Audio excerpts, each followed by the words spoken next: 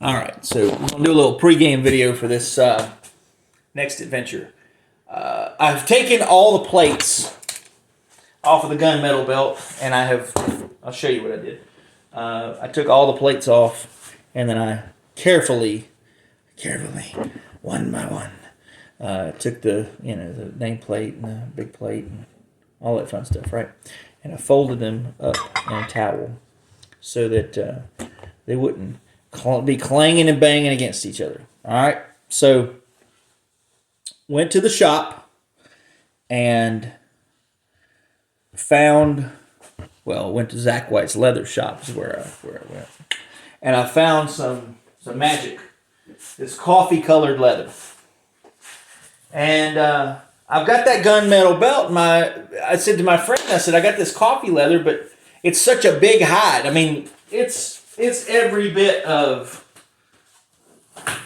like 6 feet wide or something. So it would do like a belt. I measured it, so I could get like 4 or 5 belts out of it. Well, I mentioned to him that it was that coffee color, and I think the gunmetal would do this and this, and he said, hey, you know my philosophy. You make them look, somewhat like they were presented in their original form. So his recommendation was take the coffee leather, take the dual gold, and make my own crumb rind. Take the dual gold off the black tooled strap with the crocodile backing. Put the gunmetal on here, and then put these on the new strap. Well, I've been at the shop. We've already cut and punched it out. It took about 30 minutes to anchor it down and cut it out. So I'll show you what I did. You take the old belt, and it was ugly, so I ain't putting it on this video because I'm ugly enough. You take the old belt, lay it across the complete hide of leather. So imagine this is just it's the bigger piece of leather is still here. And you take the old template and you screw it down in a couple of places where there's tension on it. Then we took a knife and traced the old belt, punched out all the holes, and I gauged those with here. I'll show you all the tools I used. Hey, cut it out. Went to Amazon, bought this wonderful 12-piece punch set. Now, if you want to do your own workaround and have your own really nice leather, now I'm not going to tool or stamp or decorate this thing in any way, shape, or form. I have some stuff to do that, but I've never tried it, and at this point, I just don't do it. But this is a 12-piece punch set that goes from one size all the way up to the top. For this particular one, we used, I believe, a 3/16 hole punch. This matches most everything from FANDU. Put it there. You put the old belt on top of this leather, right? And then right through, pull it back out, got a hole. Did that all the way around here.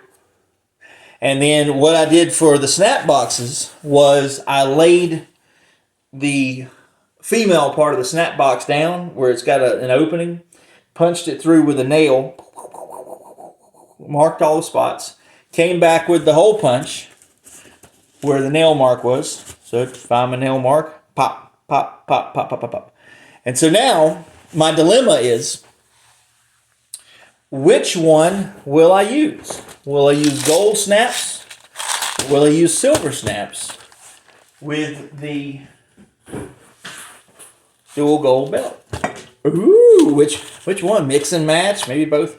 It's a good excuse to use the silver. I don't know what else I could use them on, unless I'm able to find one of the nickel. Yeah, that's the one FANDU that I don't have in this series.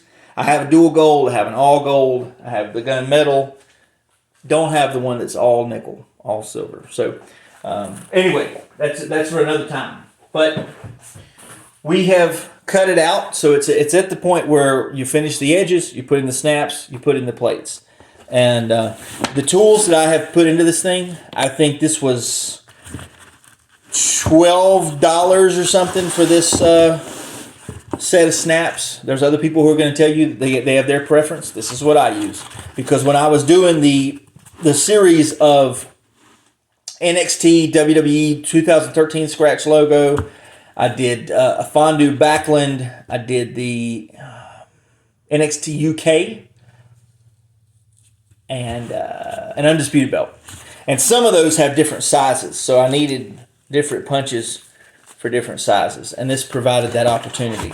So that was really good. Now, what else am I going to use to finish this process? Well, bought the leather, cut the leather, punched the snaps out. I actually punched these out first, so I bought it, outlined the leather, punched them out, then we cut the leather. So first you want to mark it, then you want to punch it out, then you want to cut it out. Now I used a finished leather that I bought from the store. This is a double butt hide with this coffee color. Now the catch to that is, if you watch Paul Martin or Ripley, Drip Belts, any of those guys, they're using veg tan leather and they do all of their work before they color it. Which means when they dye the edges, they're actually dyeing the whole belt at one time. And I appreciate that. But I bought a finished product, so I have to be careful with the edges because now I've cut it out and we're past the point of no return. There's a few flaws that need to be resolved, right? There's some rough spots with loose hairs. There are just shaping issues where the edge of the belt is, it's kind of in need of little TLC. So I'm going to take some sandpaper and do that. I'm going to put some Tokenol on it. Here, I'll show you what all products we're going to use. I've got some glove conditioner that's going to go on the back to give it just a little more hydration and a little more life, but it's already very, very flexible. I paid $263 for this hide that will do 4 to 5 belts. So I have roughly $70 in my strap, plus I have that hole punch kit. I've got glove conditioner. There's going to be some Lexol. There's going to be some Tokenol or burnishing cream to go around the edges. So as I sand it down, depending on what you're using to sand it with, sandpaper is an option. I will use a sanding block probably. And then for the edges, you need to have, in my case, we're going to use Resolene after. First we're going to dye the edges, and then take that Resolene and seal the edges. So all in all, we're going to outline it, we're going to punch it out, we're going to cut it out, then we're going to go around the edges, we're going to dye the edges, we're going to make sure that we have them nice and sealed with Resolene. I'm going to put some glove conditioner on the back of this thing at some point to make sure that it's nice and limber. It's better to do it sometimes without the hardware on it because it can soak in. You don't have to worry about it. You just don't have to worry about it getting gummed up or anywhere else, right? So once I've done all of that, I will make some decision about what color snaps are gonna go in this belt. Which one will it be? I don't know yet. These came from Amazon. I think I paid $10 for 50 sets of snaps or 200 pieces because you have top and bottom and top and bottom. So each, when it's 200, you divide that by 4 to get you 50 sets, and it should tell you that. I bought all of mine from the same company. I just selected silver for one and added it to the cart, and gold for one and added it to the cart. I'm sorry, brass and added it to the cart. Have some dabbers to be able to use any of my products and apply them. And then I will put some Duragloss, which I have it under the table over there, but I'll put some Duragloss probably on the belt as it's finished, maybe before I apply the plates. And then I'll take some really nice pictures because the Duragloss will give it just a different kind of shine. I actually have some that I carry mobile in my bag, but Duragloss is a milky substance that other people will use ammonia-free Windex. Some people will clear coat their plates. That kind of stuff is up to you. But all of that, all in all, it's really, there's more time spent waiting than there is with the process of doing the work. Because I'm going to put the dye around there and I'm going to let it dry. I'm going to put the glove conditioner on here and I'm going to let it go 15, 30 minutes, and then I'm going to wipe off the excess and let it dry. And so I'll do it in different stages. I'll watch maybe an episode of Law and Order. Maybe I'll be watching a download of I've got Collision from last week, right? I really want to watch Will Ospreay and Brian Cage. So I'll start during that match, and then when the match is over, then I'll pick it up and maybe turn it around. So I'll do one side of die while it's laying on the edge of my desk, and it's easy to access. It's actually hanging, the only part of it's hanging off the desk, and so I'll go around to the exposed section and then let that dry, and then I'll turn it around. So this section is exposed, and I'll do that and let it dry. So if you wanted to do your own leather, I mean, technically you could cut it out just like this, throw some snaps in it, and call it a day. That's all I ever used to do. That'd cost you, if you could get the hide that's roughly this size, like the red one that I have for the NXT UK and stuff that's in the other videos, you could do that belt. If you don't finish the edges, you cut it out kind of smooth. Maybe you want to sandpaper it off. $60 to do your own. If you get some, you need snaps. So $60, $70, and you at the end, and the snaps are not that complicated, but there's a process to putting those on. It's got an attachment with it, but you put the base in there, turn it over, put the heel on it, pop a couple of times with a hammer. Some people use a rubber hammer. Some people use a leather mallet. Some people just use a regular hammer because they're confident in their abilities like that. You don't want to crimp anything too much. You don't want to fuck anything up. So take your time. I'm going to take my time with the edges and get all this nastiness and stuff off of there, and then try to smooth it out. The people who really put their time into it, I know that Ripley, like Drip Belts, he has, and I have one too, he has his Dremel where he has a burnishing attachment on there. So he's just going to let his Dremel do all the burnishing. Now, I don't have a Dremel attachment for burnishing. I have considered it. Mine is the old school.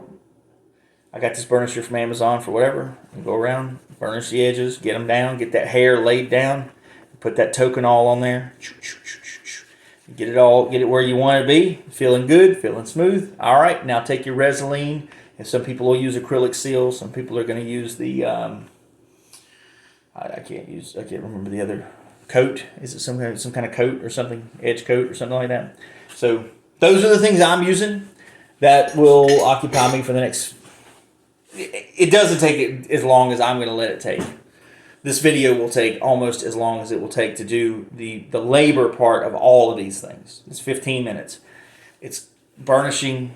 Some people will really go to town with the burnishing, and if you want to do that, I by all means do it. The other guys that do the belts will go around with an edging tool, and they'll actually shave the corner of the belt so that it's got a rounded edge, and then they'll do all their burnishing with the rounded edge. I don't mean to say it in some derogatory, but I don't care that much. If it's not rounded and it's squared off like that, give me a break. I don't care. As far as I'm concerned, you can grip it just as good like that, and you're going to do your thing. And so the hardest part of this belt, literally, was having a debate about which plates to put on there, to put the dual gold on and make it my own crumb rind, to maybe put the gunmetal on here. And because I'm not going to cover the back of it, anytime I don't want to just change the screws out, change the plates out, just take some screws out, put new plates on it. So I'll let you see the finished product in a later video. But anyway, that's my little preparation thing. Those are the products that I would use. If anybody ever wants a strap like that, it's not going to look perfect or anything else, I'd probably do one for somebody for $100, and then you have to pay the shipping on top of that. But yeah, for $100, I'd make you a strap like that. Anyway, have a good one.